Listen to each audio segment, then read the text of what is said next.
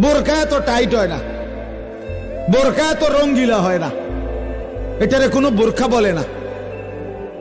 এটা আরেকটা কি থ্রি পিস। আমরা যেমন ভিতরে একটা গেঞ্জি গাও দিছি, পূর্বে আরেকটা জামা গাও দিছি। আপনারা একটা ভিতরে গেঞ্জি গাও দিছেন, পূর্বে একটা শার্ট গাও দিছেন।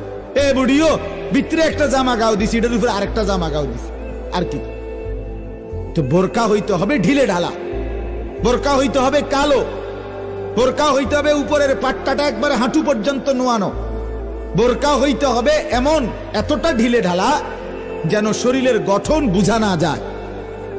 মহিলাটা চিকন না মোটা লম্বা বেটে এটা বোঝা যাবে না, বিশেষ করে তার অঙ্গ প্রত্যঙ্গ বোঝা যাইতে পারবে না, নাই তো এটা বোরকা না। এখন আমি এটা বলার পরে একজন এরকম মাঝখান দিয়ে কইছে, হুজুর বেশি কইলে তো বেডি টিডিও ফিনতো না। তখন আমি বললাম, চাচা এর মানে কি? এই কথার দ্বারা আপনি কি বলতে চাইছেন? এই কথার দ্বারা আপনি কি এটাই বুঝাইতে চাইছেন যে তাইলে আমরা এটা মেনে নেই? কথা বলেন না কেন?